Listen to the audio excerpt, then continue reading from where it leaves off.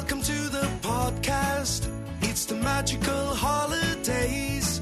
Time for Joe watching 60 Christmas movies in 60 days. Why, you might ask? Because it sounds like a crazy task to be watching 60 Christmas movies in 60 days. It'll be struggle, no I won't lie. By the halfway point I will lose my mind, but with your support I'm gonna be fine. So let's have a blast on this Christmas time. Join me now and let's find out about today's Christmas movie. Was it good or bad? Happy or sad? Is there another dead mom and dad? Let's get to it with no delay. It's your old pal Joe and he's happy to say welcome to Joe watches 60 Christmas movies in 60 days. How's it going, everybody? It's me, your old pal Joe, and welcome to Joe Watches 60 Christmas Movies in 60 Days, episode 27. Ta-da! We made it. I made it through the last one. I'll make it through this one. We're clawing our way to the halfway point.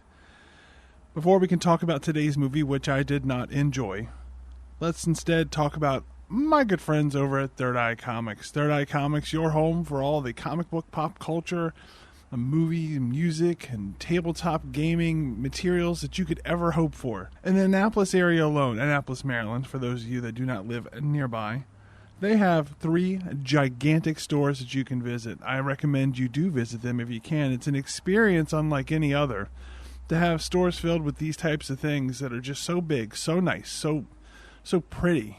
It's really something else. But if you say maybe you can't make it to Annapolis, Maryland, I got you, buddy. I got you. Head on over to shop.thirdeyecomics.com and shop it to your heart's content. Find something that looks good. Mail it to me. Give it to me. Give me a gift. I don't deserve it, and I don't really want it. But let's see what happens. Give me a gift. Give your old boy Joe a gift. And actually, while you're at it, buy yourself a gift. You do deserve one. So buy something for yourself at shop.thirdeyecomics.com. It'll put a smile on your face, at least for a moment, until you realize that you can't really fill the holes inside of ourselves with purchases. You need to fill it with effort and goodwill and love. And I think that's all about all I have to say today for today's sponsor part of the show. Oh man. Today's movie is Hitched for the Holidays. It tells you right there in its name what it's about. We get 2 lonely souls who decide to pretend to be together for the holidays to take some of the pressure off their familiar engagements. And on a scale of 1 to 10, I rate this movie a 2. It is not an embarrassment technically wise. You know, it looks like a fine movie, although I did not enjoy the way this movie looked. But it's put together fine. Everything works. The sound is soundable. The viewing is viewable. What else could you ask for? I don't know. Just a movie that was good, I guess. I don't know, man. I didn't like this movie. I don't know how to put it. I'm real bummed I have to talk about it also. This is not a fun one to talk about. It just feels gross. Maybe you know what? Head on over to Pluto or any number of streaming platforms online. Give this movie a gander, and you let me know if I'm wrong about Hitch for the Holidays. I don't want to be overly harsh on it, but I just really, the more I talk about it, and I haven't even started talking about it, I just did not like it. You know why I didn't like it? Forget this. You know why I didn't like it? It's because it's filled with people who act in the way people don't act. And that creates the tension in the movie. So it's not even like tension coming from a recognizable place. It comes from a place of just idiocy. And that made it really hard to get through certain scenes because you see people just behaving like lunatics, just behaving like idiots. And you're supposed to go like, oh no, don't do that because you're going to get in trouble. I don't give a shit if these people get in trouble. They're acting like fools. It'd be one thing if they were acting like a person that I could recognize and then they wound up getting in trouble or then getting their feelings hurt.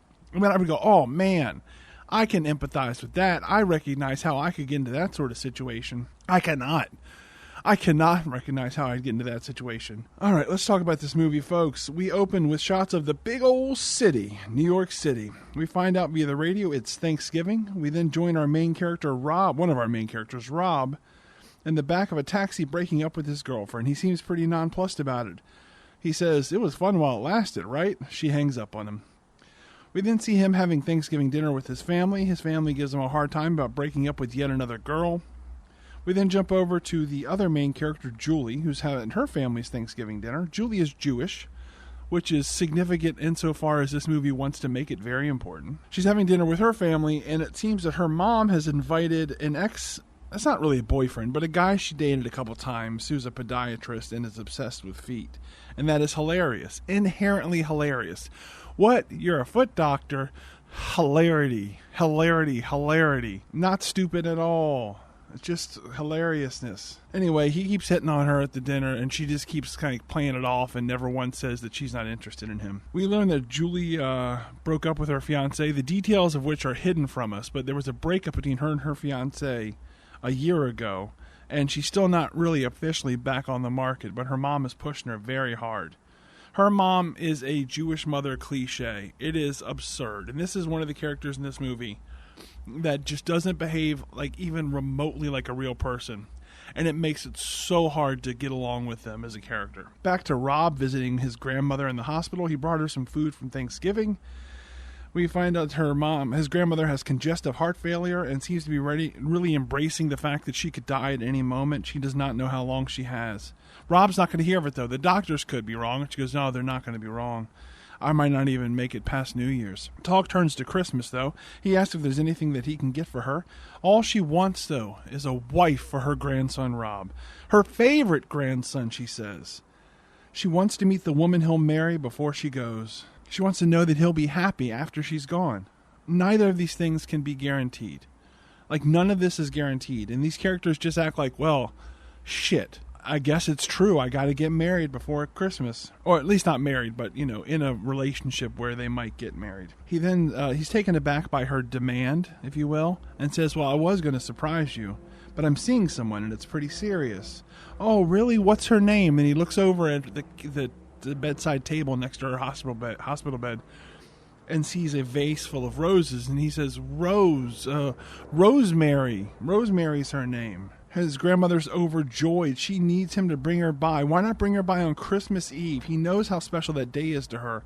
They can even spend the whole holiday together. He agrees to do so. The next day, we jump over to Julie at work. She works at a newspaper. She is a theater critic. She's talking to her coworker. I don't remember her coworker's name. It doesn't matter. Her buddy, her coworker, thinks she's too nice in her reviews, that there was some place she went to that was terrible, but she didn't give it a terrible enough review. Then the sports writer walks up and asks her out. Now, he is 100% gross, undeniably nasty. But this movie treats it like it's a big old joke, because he says something along the lines of, he asks her out, and she says she has a boyfriend, and he says, if things between her and her lover boy are over and out by the time the Christmas party comes around, he can't be held accountable for his actions. And then he does like a growl. So what he's saying is, if she's not dating someone by the time the Christmas party comes around, he will get her. Now, he doesn't say he's going to attack her. He doesn't say he's going to assault her. But this is played for laughs. And it is by no means funny. I mean, back in the day, you could see people laughing at this because it's a true reality of what the victim felt in this case, or the maybe not the prey, if not victim. That wasn't fully known before, or at least not fully heard by the right people. And so now we're watching this movie. This is not an old movie. This was made in the last few years. And we're watching this movie and it's like, this isn't funny. Like, why isn't somebody going to put a stop to this? They are coworkers. He has to abide by some sort of code of conduct. Anyway, since she made up a boyfriend so easily to get the sports guy, in theory, off of her back, her coworker buddy says, why don't you make up a boyfriend to get your mom off your back? And we cut to Rob right then, complaining about his problem to his buddy. He has a buddy. They both have buddies. And his friend suggests that he should check out a website called Ricky's List, which is, shockingly like Craigslist, and look for a potential fake girlfriend there. Back over to Julie, and oh my God, I'm so annoyed with this movie, and we're only 11 minutes in. So we're back over with Julie, and her mom is over her place, and her mom keeps wanting her to go out with the podiatrist guy, and she says, I think he's into you again, because as I mentioned, they had dated before. Julie keeps not committing to going out with him, but also not saying no, and I got so mad at this, because why wouldn't she just say she's not interested in this guy? Her mom is obviously obsessed with her dating, obsessed with her finding Mr. Right, obsessed with all that nonsense. But she's not necessarily obsessed with her dating just anybody. I'm sure she likes this guy because he's a doctor or some bullshit like that. So why don't you just tell her you're not into him? What is she going to do? Force you to date him? Is she going to get mad at you? Is she going to ignore you? Guess what she's already doing? Ignoring you. But that's not what the movie has this character do. Instead, she just absorbs it and absorbs it and absorbs it and doesn't say anything. And eventually, she's going to say something similar in a different situation. She's going to stand up for herself. And we're supposed to, like, cheer for her. And it's like, no, what the fuck, man? You're an adult. This is your mom. If you can't be honest with your mom, who can you be honest with about something like this? It's not about your innermost secrets. It's about you dating somebody. It's about some big, broad, open topic like dating. I got really annoyed. I'm getting a little hot now. Anyway, oh my God. So now that her mom has pushed her to her limit, we see her checking out Ricky's list. I don't remember if her friend recommended it. I don't think so. I think she found it on her own. She puts a listing up on Ricky's list with the heading, "Get Hitched for the Holidays." We see Rob finding it, and we see the post reads, "Single female seeking nice male to join her for this festive season at various Christmas and New Year's events. This relationship must be platonic. I look forward to hearing from you soon."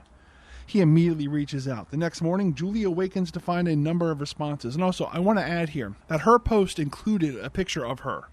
I don't know why that's necessary, but that's going to be significant for what I'm going to complain about. And then, when Rob replies to her, his reply includes his photo. So when she wakes up the next morning and sees that she has like 21 responses, she opens the first one, and it's some guy, maybe a slob, a conventionally unattractive man. And his reply reads, "I'd like to show you my red-nosed reindeer, my big red nose," something like that. And it's obviously a gross statement. So she immediately deletes it. And then the next one loads up, and it's a regular guy. And his response is much more thorough. It's longer.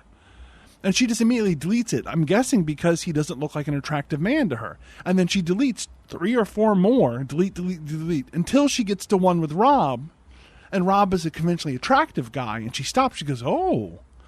And then she reads his reply. His reply is, "Humbug Harry seeks holiday angel to brighten the Christmas to New Year's week. Fun, presentable guy open to all year-end adventures. You help me, I'll help you." So again, my problem here is that she stopped on him because he's attractive when she makes it explicitly clear in her post that this has to be platonic. And I just got so annoyed at this, that she could be so casually dismissive of people that she's not attracted to for a situation where she doesn't need to be attracted to them. Anyway, she sees Rob's reply. She replies to him and invites him immediately to her holiday office party. She tells her buddy, her work buddy, about this result. Like, "I've met this guy," and she's like, "Ooh la la, he's so dreamy." And I'm invited him to the office party so that the sports guy will not try to assault me. And her buddy's like, "Well, you should meet him first just to make sure, his photo's not lying and he's not ugly, even though he's not really going to be your boyfriend." On the other side, Rob's friend suggests the same to him, that, she's hot in this photo, but you might want to meet her ahead of time in case I guess she's ugly in person. So you don't want to accidentally pretend to date someone who's hideous. Fuck this movie, man. So they meet before the office Christmas party, and it's awkward because it is an awkward situation, but it's nice enough, and they decide to go to the party. When they arrive at the party, she wants to make sure that Rob knows this is a hands-off situation. Rob says, "No, it's no problem. I got no problem with this. I know what we're in here for. I got it." But then she sees the sports guy walking down towards her, and she immediately grabs Rob and gives him a big kiss on the mouth to show the sports guy that she has a boyfriend, because if she doesn't show him that she has a boyfriend, he'll hound her, and it will be acceptable to her and or society. I don't fucking know. Anyway, the sports guy comes up and he's like, so that's your boyfriend, huh? What does this guy got that I don't got? And Rob thinks for a second, then he points at Julie and says, "Her." And the sports guy's like, "Oh," and he walks away in a huff. People don't act like this. People do not act like this in real life. Rob then turns to Julie, and in the best line of the movie says, "If this is hands off, I'd hate to see hands on," which is very funny. I thought it was funny. I might not have delivered it correctly, but in this vast wasteland of a movie, I thought that was a really good line. Rob says, look, if you don't like that guy, why don't you just tell him that you're not interested? She laughs and agrees, but does not say that she'll do it. They then head to the bar. She gets a Diet Coke. He's like, oh, a Diet Coke, you're not drinking? She goes, oh, just not now. And he goes, well, do you mind if I get a drink? And she goes, oh, of course. And so he gets like a gin and tonic and a beer because, he doesn't know which one he'll want, I guess. And he starts drinking the beer, and then he gets the gin and tonic, and he starts drinking too hard, and then we see the party proceed, and they're having fun, and then they're dancing, but he's dancing kind of crazy. He's dancing a little too crazy. And she tells him, like, take it down a notch. It's like, I think maybe you've had a little too much to drink. And he gets a little defensive, as a lot of people who do drink too much do. And he's like, what are you talking about? I'm fine. And she said, look, I think you just had a little bit too much to drink. And he goes, I only drank because I was nervous because this is such a weird thing. And she goes, yeah, there's a difference between drinking and getting drunk, though. And Rob says, you know what? This isn't going to work out. And he leaves the party just like that. He's done with her just like that. We cut to Rob talking with his buddy about the night I guess it was the night before. I don't know. His friend thinks that he should apologize because Julie is hot. Rob writes a message. Dear Julie, Humbug Harry is sorry if he turned into the blind undate from hell. Despite his cool, sophisticated veneer, LOL, he was kind of nervous around his holiday angel. With only 6 more shopping days until Christmas, he humbly requests a chance to show what a decent guy he can be. Julie is smitten by this note. Cut to them getting coffee. He gets 2 coffees because he can't decide what he wants. I'm going to go ahead and pull this out now because there's like another instance of it later on. At Thanksgiving dinner, he picks 2 types of main courses to eat from. Not that notable because it's Thanksgiving and people tend to indulge and have a lot of different foods. It's fine. And then there's at the bar when he gets 2 different kinds of drinks. And then there's here when he gets 2 different types of like coffee drinks. And the movie is hammering it over our head that he cannot make a decision, that he's afraid of making a decision on one thing. And he always picks multiple things. And that's fine. But they keep doing it. And they even have characters comment on it. Like the first time he does it at Thanksgiving dinner when he picks more than one main entree, his family goes, you can't even pick just one main entree. And it's like, if you're going to do this, why don't you just let us figure out what's happening? You don't ever have to mention it. Just let us figure it out. And if it works, it works. And if it doesn't, it'll be less awkward than you telling us the first time he does it what is going to be happening for the rest of the movie. As I mentioned, Julie is smitten by the note that he sends. They go get coffee. She breaks down how she'll need, while they're drinking coffee, she breaks down how she'll need him for all 8 nights of Hanukkah. And he did not know this going in, that there would be 8 nights of required attendance to something, which is understandable. Why would he expect that she would need a fake boyfriend for so many nights? Granted, she shouldn't need a fake boyfriend for any of those nights, but he says that he'll make it work. And they also decide to keep going until January 2nd, and then they'll tell their families it just didn't work out. They go to visit his grandmother, and he lies and says that Rosemary, he says, because he told her his girlfriend's name was Rosemary, but her name is Julie, so he lies and says, well, I call her Julie because she's my jewel, you understand?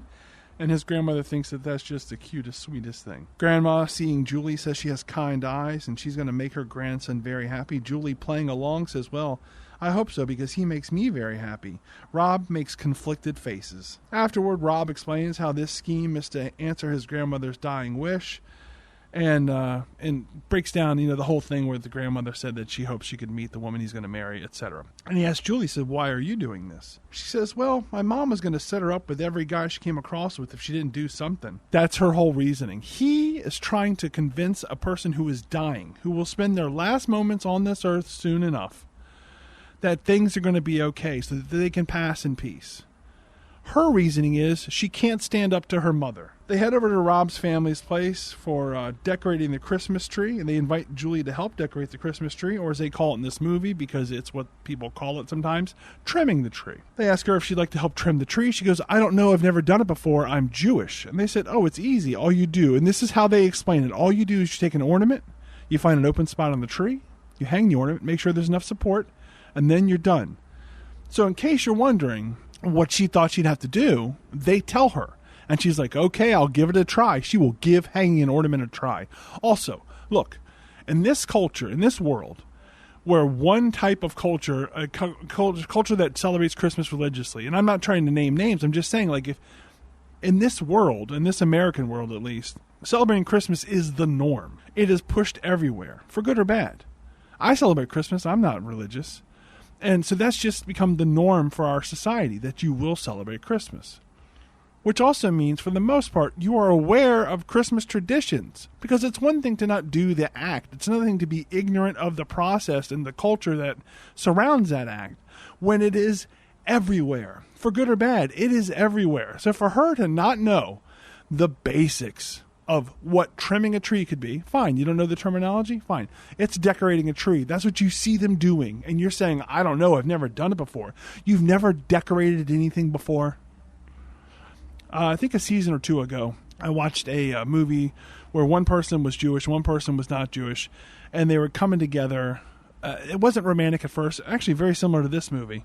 It wasn't romantic at first, but then they were learning about each other's religions to help each other in another endeavor in life. Like, the woman wanted to know about Jewish traditions because her boss is Jewish and was inviting her to his Hanukkah celebration. Maybe that I have it backwards, but you get what I'm saying. And so she wanted to learn how all that stuff worked. And I understand not knowing about Jewish traditions because it's not as omnipresent in our culture. But when he didn't know, or again, whoever it was didn't know about Christmas traditions, I'm like, are you kidding me? What are you talking about? And I got that same bug up my ass in here. I'm spending way too much time talking about this thing that does not, and I got so much more movie to talk about. Oh my God. Anyway, she hangs an ornament and it immediately falls and breaks, and we find out it's over 100 years old and it belonged to their great-grandmother, and it's okay, honey. It's okay, sweetie. Rob's mom, sensing that maybe she's bad at decorating, invites her into the kitchen to help her cook. They talk about Rob's mom, a.k.a. the woman she's speaking to, her mother. She says she knows her mother doesn't have much time. Julie says, you never know. She might be okay. She goes, but I do know. I had a vision. At dinner, we find out, oh yeah, so like she has a vision. And I'm going to skip ahead a bit. She mentions her vision again later when a vision of hers comes true. But here's the thing. Her vision about her mom dying does not come true. So the movie has it both ways. They have her mention that she has visions, and then you just assume that they're accurate. And then later on, she has a vision, which is absurd, but it does come true. But then when you look back, no, she had a vision that her mom was going to die, and her mom didn't die. So which is it, movie? Does she have visions or doesn't she? Or rather, do her visions come true or don't they? We cut to the dinner that they're having. We find out that Rob works freelance because guess what? He doesn't want to be tied down to just one company. There's a knock at the door. Rob's mom goes to answer, and guess what? It's her mom, a.k.a. Rob's grandmother, just standing there fully dressed right in front of them and not in the hospital where she's supposed to be. This causes Rob's mom to pass out. This is the commercial break in the movie. We return to find her waking up on the ground. Everybody's worried about her, and she's surprised to see her mom is there. Grandma explains that all of her signs, like her blood pressure and everything else, started looking a lot better all of a sudden. Even the heart monitor showed her heart doing better. She decided what the heck, and she signed herself out so she could spend the holidays with her family. Everyone is so happy. So she became just so happy at her grandson, her favorite grandson, is going to have a wife or a partner for Christmas, for the rest of his life perhaps, that her health literally turned around. Rob's mom says the key must be Rob's new girlfriend, Julie. She tells Rob, Julie must have powers. If you ever break up with her, it could kill your grandmother. This will never come to play within the story of this movie. This threat, this belief never comes up. Next, Grandma says she'd like a photo of Rob and Julie kissing, and so they appease her. They take a photo and they kiss. When they do it, everyone cheers. We skip ahead to Rob dropping Julie off, and they make plans for the next night when he meets her family. Skip ahead to that, and they're arriving at her folks' place. She tells him that she told her parents that he was Jewish since her mom always sets her up with Jewish guys. This makes me mad. There's no need for her to pretend what his religion is. He didn't pretend what her religion was. So why is she doing this? Oh, your mom always set you up with Jewish people? Does that matter to you? Are you worried about that? If not, then why are you doing this? Why are you perpetuating this element within this fictional world? Why are you making the lie even harder? I hated this. I got mad at this. Anyway, so they go to her parents' place, and it's for the first night of Hanukkah. And so he's supposed to, all of a sudden, he didn't know this going in, But he arrives at the front door, finds out he's supposed to be Jewish, and he has to participate as if he actually is Jewish and not a interested party wanting to learn about something he doesn't know about, which could have been what she said. No, he's not Jewish, but he wants to learn about what we do. No, he's Jewish, so he knows everything. So he doesn't know which candle to light first. He he puts out the candles after they light the candles for the menorah, and everybody's like, oh my God, what's going on? And they cut to after the dinner, and Julie's like, oh, you did such a terrible job. It was so funny. And he's like, yeah, well, I didn't know any better. And it's like, yeah, he didn't know any better. It is exactly like that. The other thing about this part was that they had a whole bunch of misunderstandings. Like I said, he doesn't know what he's supposed to be doing. And so he introduces himself as Rob Marino, because that's his character's last name, Kowitz, or Marinowitz. That's what it is. And they're like, oh, okay. But he doesn't have to have a name that sounds like that. He could just... So I got so mad at this scene. I really did not like this movie. So after the dinner, they go from there to midnight mass. Apparently, this is Christmas Eve. This is the first we find out it's Christmas Eve. So they go to midnight mass with Rob's family. And afterward... Also, Julie studied up on this, so she knew how to sing all the songs, which makes Rob look bad because he didn't study up on being Jewish, except for the fact that he didn't know he had to pretend to be Jewish. So let's move on. I could talk about that for 40 minutes. So afterwards, it's snowing pretty hard out. Rob is like, I don't know if we're going to be able to get a taxi out here. And Rob's mom is like, well, why don't you guys just stay at our place? It's close by. It'll be fine. But that means they have to stay in the same room together. And so they decide, that's fine, we'll stay in the same room, and they make the rules. What's going to happen is she's going to sleep on the bed, and this is not her idea. Don't blame her. She's sleeping in the bed, he'll sleep on the floor. So we then cut to them chit-chatting while they're in their positions. It's like that late night chatty Cathy syndrome you get. Like when you're getting ready to go to bed, and there's somebody else there, and you're just like, oh, did you ever think about this? Did you ever think about that? Did you ever think about this? And you just end up never going to sleep. And that's what's happening to these two presumptive lovebirds. She talks a bit about her breakup and how, again, it happened the New Year's before. And she kind of leaves it vague, but it definitely sounds like the guy broke up with her, which would, we understand that would leave some sort of scarring. It makes her might feel bad. Maybe it makes her hesitant to start dating again, which is why she's, taken so long to get back in the saddle. We also find out about Rob's family life and how his grandmother, one of the reasons she's so important to him is that she basically helped raise him. When he was a kid, his mom would often disappear for hours at a time. And he didn't really understand what was happening. He just assumed that maybe he had done something wrong. Now, he didn't really think this. You're a kid. You don't really think these things through. But he's thinking like, wow, what happened? Why did she disappear for a few hours today? And the last time, for example, what happened was on Christmas Day when he was 14 years old. His mom set the table for Christmas, sets all the food out, Christmas dinner, and she just disappears, and she's gone for hours. And what was weird to him was everybody understood, like everybody recognized that she was not there, but none of them really acknowledged it. They just sort of just moved past it, like, oh, yeah, of course. No, everything's fine, but it wasn't fine to him, and it really bugged him why nobody addressed it. And it still bothers him to this day, and he kind of, without saying it as directly as he could, there's the implication here that may be part of why he has trouble, committing to things, or at least committing to women, because he never knows when they're going to just disappear on him. Since this is Christmas Eve, that means the next morning is Christmas Day, and sure enough, Rob's family's opening Christmas presents as early as can be. Julie's there for the gift giving, and in fact, they have a gift for her. It's from somebody in the family, maybe it's the whole family. And it's a photo of her kissing Rob from that one night when they were forced to kiss each other at the behest of Rob's grandmother. During this morning procession of gifts, Grandma says that she doesn't know what you guys are waiting for. And they went, waiting for what do you mean? They said, to get married. And I thought that this was absurd. They at least recognized it was also absurd, and they went ahead and left then. But you know that your grandson hasn't had this girlfriend for long, because you know that up until recently, you still had this image in your head that he was dating lots of people and not committing to anyone. So this relationship can only be so old. And so to put that pressure on them, why aren't you married now? Why aren't you already married? Just seems so stupid to me. After the words, I don't know, they're at some point of one of them's dropping the other one off. They make plans for New Year's. They each have a thing that they want to do. Rob wants to go to his friend that we've seen a couple times, his New Year's Eve party.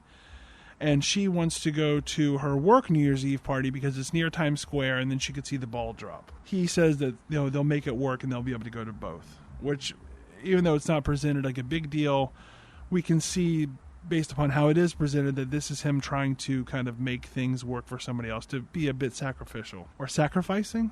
I'm not sure which one that would be there. She also asked if he would like to see a play the next night, and he goes, oh, is this one of our agreed upon dates, or is this extra credit? She goes, no, it's just an extra ticket I have for this event. Would you like to go? So he does. We cut to them after the play, and he thought it was absolutely terrible. And she's like, oh, it wasn't so bad, which was very much like the reviews that we've heard that she writes. And he says, no, what are you talking about? This play was terrible. What do you really think of it? And she says she doesn't really want to be that harsh because all she can do is think about the people that put it on. She doesn't want to hurt anybody's feelings. And he goes, well, what about my feelings? Would you want to hurt my feelings if I said that I wanted you to kiss me right now? Would you say no to me because you wouldn't want to hurt my feelings? She goes, no, but I also wouldn't do it unless I wanted to do it. And somehow this proves his point. No, that's right. No, she says I would only want to do it if I wanted to do it. And then she gives him a big old smooch because apparently she wanted to do it. And they're very quietly giddy about her kissing and them kissing in general. So apparently they're falling for them already. They're falling for each other already.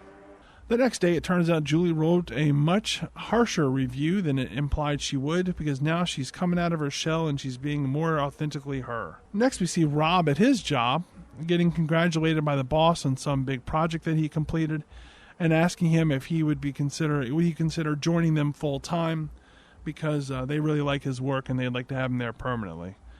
And Rob is thinking about it. And he goes, I'll have to think about this, because we know that, he maybe even says that he wants to keep his freedom as an option. He doesn't want his wings to get clipped, as I think he puts it. Jump ahead to Rob at Julie's family's place for another night of Hanukkah. And then we see Julie's mom getting a call from Rob's mom asking if they'd like to get dinner sometime. Cut to Julie and Rob complaining about this around the back kind of plan that Rob's mom made with Julie's mom. If this dinner goes through, it'll ruin everything. They decide to get the families to try to cancel it. How does Rob get his family to want to cancel it? By telling them that he wants them to take down their Christmas decorations because he's converting to Judaism. But what he doesn't know is his family apparently loves him, and instead of being upset that he's converting to Judaism, instead they're excited. And he goes, well, why are you excited? I thought you'd be mad. She goes, no, I'm excited, his mom in this case. I'm excited because it tells me how serious it is between you two, and I'm really happy for you. So that plan backfired. We cut to another date. I do not know whether this is a pre-planned date or if this is a date for fun with Rob and Julie. Afterwards, Rob explains to her that he isn't so sure that he wants to break up with Julie in a few days. He realized he doesn't want to be alone. He'd like to be with someone, and he's implying that it's her. And they kiss again, and then they hurry into a taxi cab. The implication being that they're going to go somewhere and have sex with one another. Although it's not only is it never stated that they sleep together. The next scene, you'd think it would be them getting coffee together or something, some implication that connects them both to being together in the morning. And it's not. You don't see that. What you do see is Julie's family arriving at Rob's family's house for their combined dinner. And this is stupid. So Rob's family's house has now been decorated for Hanukkah, but not in like a way that adheres to Hanukkah traditions. They've simply taken a whole bunch of Jewish and Hanukkah decorations and put them everywhere, like a whole bunch of Stars of David, a whole bunch of blue and I believe it's blue and silver everywhere. They have a Christmas tree where they've taken off all of their Christmas ornaments and instead have hung a bunch of dreidels. And they are doing this because they want their son's family to feel, their son's partner's family to feel welcome. And it's really, this is maybe the best part of the movie, outside of the line earlier that I mentioned. This might be the best part of the movie because it's so sweet and so endearing for Rob's family, because they're going all out, above and beyond, going outside of their comfort zone to try to make these strangers feel comfortable so that their families can get along, so that their children can get along. It's so nice. But somehow, and this is not clear to me at first, it was very confusing to me. What happens is, at least according to this movie, Julie's family sees all these decorations, and because Rob is supposed to be Jewish, this is supposed to extend to them, And this shows that they are also Jewish because they've decorated their home in this manner. But they're also confused because this is not how they decorate their own home. And this is not how traditionally Jewish people would decorate their homes for the holidays. So they're very confused by all of this. They're like, oh, this doesn't make any sense. Like, whoa, geez, what's going on here? Like, why do they have menorahs that aren't right menorahs? And we find out it's because one of the family members didn't know what to look for. Instead, bought a bunch of Kwanzaa candelabras. I'm not sure what the proper term is. You know what? Let me look it up. They are called kinaras. There you go. So that's what the Kwanzaa candle holder is called. So they got a bunch of those accidentally. And at first, I was really annoyed because Julie's family is a bunch of assholes.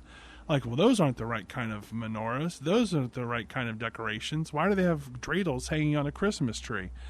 But I didn't recognize that the movie was trying to tell me that they thought these were signs that this family was Jewish.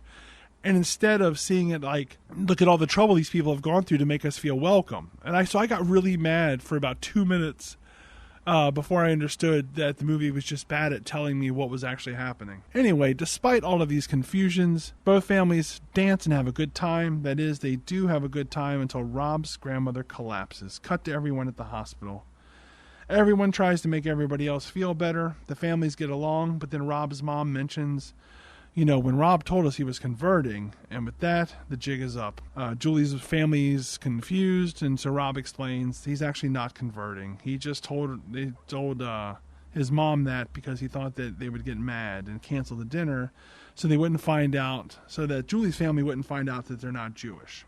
He goes even further and explains how this is all fake. He talks about how he did this so Grandma would have feel like she met his wife before she passed away. Now, his family is touched, but Julie's family, not so much. Julie's mom asked Julie, why did you go through with all of this? She basically just says that she wanted her mom to get off her back.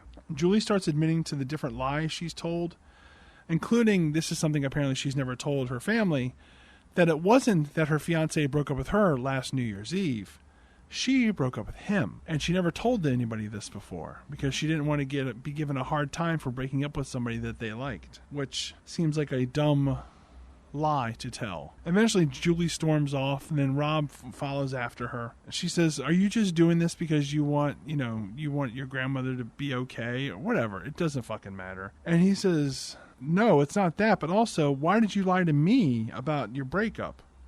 Why did you lie to me about who broke up with whom?" And she says, "Well, what do you mean? Like, what does that matter?" And he goes, "Well, I felt bad for you. And I thought this is what happened to you. I thought somebody had done you wrong. But you're come to find out, no, that's not the case. You broke up with him, which is a totally different story. How do I know you wouldn't leave me one day the same way?" Which ties in with his mom disappearing. And anyway, they bicker for a while. He says he can't be in a relationship that starts out in a lie. Then the doctor comes out and says that Grandma's going to be okay, and not everyone leaves. Julie leaves all the way. She's very sad. Back at work, we see Rob turning down his permanent job now that his relationship is over. We can see that it's taken a toll on him, and he's deciding to revert to his old ways. Similarly, Julie has written a glowing review of a play that we apparently know she didn't like, which also shows that she's reverting to her old ways and not cementing the growth that they've done with one another. Rob visits his grandmother in the hospital. His whole family is there. She knows the truth because the family told her. She says he didn't have to make things up just for her. And then his family says, "You know what? Fine. There should be no more lies between us." And Rob says, "Well, if that's the case, then where did you go?" Talking to his mom. "Where did you go all those times you disappeared when I was a little kid?" And the mom says, "Oh, that's ancient history. We don't really have to talk about it." But then Rob has a sibling. I haven't really talked about it because it doesn't matter. He has a sister. And the sister goes, "No, I'd like to know too, Mom. Where did you go?" So she explains that there were times she just got so overwhelmed. She was afraid that if she didn't leave for a few hours, she'd leave forever. She'd go to the movies, maybe spend a few hours in a motel. It was the best she could do with what she had available to her. He said it felt like it was his fault, and she assures him that's not the case. And that's it. But I want to point out that the grandmother says, "You didn't have to pretend for me." And it's like, you told this guy that he needed to bring you a girlfriend before you died. You gotta own some of that, Grandma. We jump ahead. We get a little bit between the sports guy hitting on Julie again, which I did not enjoy. And Rob is back in the office, and he sees a review from Julie in the newspaper, and I guess he recognizes that she has gone back to her old ways, and for whatever reason it makes him want to change his ways. Or maybe just seeing her again in the newspaper makes him want to change his ways. And so what he does is he storms into the boss's office and says he wants to accept the job after all. But unfortunately, he's the guy that the boss is currently talking to somebody, and that's going to be the guy who is actually taking the job. And he goes, sorry, Rob, we asked you first. You had your shot. So Rob is sad. He missed out on his chance to get this job. It's now New Year's Eve. We see Julie is on her date with the podiatrist for some reason. Rob is by himself at home. He gets a voicemail. It's the boss. He's actually going to give Rob the job after all. So why did we have that fake out for within the movie? No joke. 3.5 minutes? I don't know. We did. Back to Julie. She pretends to have a migraine to get out of her date, but he won't believe that she actually has a migraine. Or he's like giving her solutions for the migraine that might help. So she just admits, look, I don't want to date you. And this is apparently a big breakthrough for her that we're supposed to clap for. We cut to Rob. He's at his buddy's party, but he's not having a good time. He decides to leave. On the way out, he gets a call. It's his mom. Grandma's in the hospital. We see Julie heading over to her work New Year's Eve party. And then Rob arrives at the hospital. Turns out Grandma was just fine. She just had a spell. Oh, I never explained before. When she passed out at the party, they also explains that the doctors just say, well, she just overdid it. And so she's actually going to be fine. And so this time when Grandma's in the hospital again, they do the same exact shit. No, she's fine. She's going to be fine. It wasn't a big deal. It's like they had this hospital set and they just wanted to get the most use out of it. So he's in the hospital with his grandmother, and his grandmother's like, I'm fine. Everything's fine. But she encourages him to go after Julie. He tells his family that he got his new job. Everyone cheers for him. He starts to leave, but then his mom has another vision. She sees Rob riding down the street, if you will, on a horse. Everyone blows her off. We got to Rob stuck in traffic. We find out he's trying to make it to Julie's office New Year's Eve party. And with him being stuck in traffic, he decides to get out of the traffic. And wouldn't you know it, he doesn't take the horse yet. No. Instead, he runs to the party to make sure he gets there in time. But at the party, the sports guy runs over and tries to hit on Julie again. But guess what? She's still not interested. And so this time, he doesn't take the hint, actually. He just hits on her friend. But that makes her want to leave the party. So Rob arrives, having run part of the way there because his taxi was stuck in traffic, and sees her leaving in another taxi. But now, for whatever reason, he can't catch a cab this time, so he steals a police officer's horse. And he chases after her in her taxi for, I honestly stopped paying attention. It might have been 29 minutes in the movie. I don't know.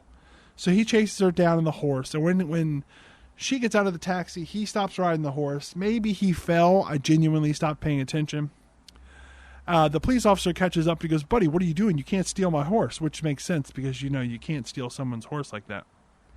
And he explains, says, no, I was just trying to get to her because I want to tell her that I love her. And the police officer's response is to turn to her and say, is that true? And she says, yes. And he goes, okay, well, I guess I'll let you off with a warning. He made that police officer run for blocks. He was calling it in on his radio. Anyway, they admit their feelings for one another. Then they kiss, and everyone who's gathered around claps.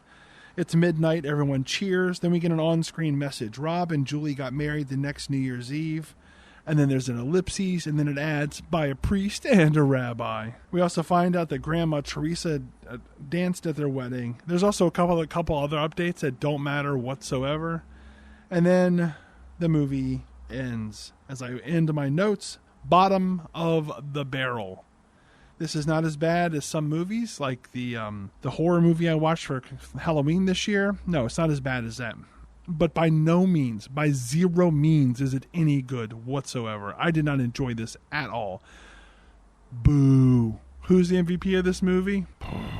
I guess I'm going to go with Rob. He was fine.